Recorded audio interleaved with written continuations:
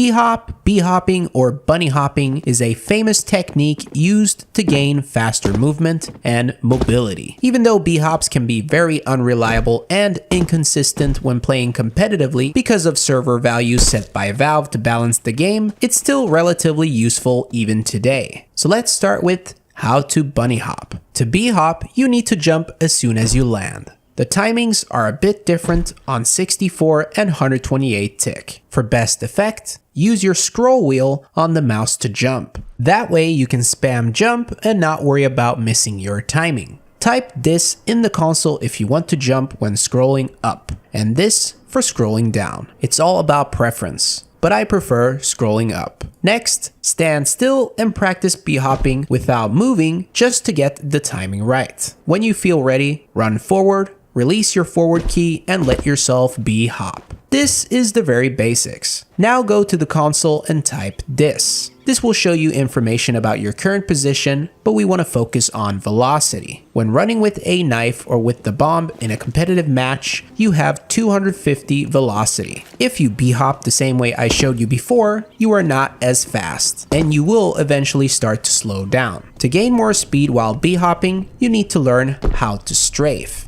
Simply run, jump, release W, and hold the A key while moving your mouse left. That is a strafe. And while I was in the air, I passed 250 velocity. So to better control your speed and your movement, you're gonna need to strafe while B-hopping. Move left and right using the A and D keys together with the mouse until you get the hang of it. If you want to B-hop backwards, just to show off, run with S and release it while strafing with A and D. If you want to B-hop sideways, run with either A or D and release the key while strafing with W and S. It doesn't matter which B-hop style you choose, you always want to move the mouse left and right to strafe. Okay, so that's how to bunny hop. But more importantly, when should you bunny hop? As I mentioned before, Valve has made it hard to B-hop effectively and consistently during competitive games. On 64 tick, going above 285.93 velocity will slow you down when landing. On 128 tick, the same rule applies, but the value is 285.98 instead. It doesn't matter which weapon you use, the limit is still the same.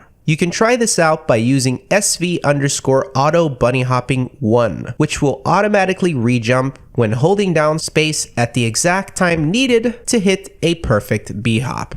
A perfect B-hop is when you jump exactly at the right tick of the server so you don't lose any extra velocity, but you still get slowed down after passing the threshold that I talked about before when landing. If you want to remove the threshold, you can type SV enable bunny hopping 1. After B-hopping for many years, I can safely say that it's not reliable enough to fully replace running normally, but there are some ways you can use B-hop to your advantage. For example, it can help you cut corners, you can access certain places a lot faster than normal, you can get to certain heights really fast, and using a gun that slows you down can help you surprise kill enemies not ready for you because of the temporary speed boost. But to truly experience B-hopping and master it, you can join community KZ servers with climbing maps. There's also dedicated B-hop servers where you can just hold down space and race through them. These servers are really fun, and it's where you get the most out of B-hop. I'll put some servers down in the video description.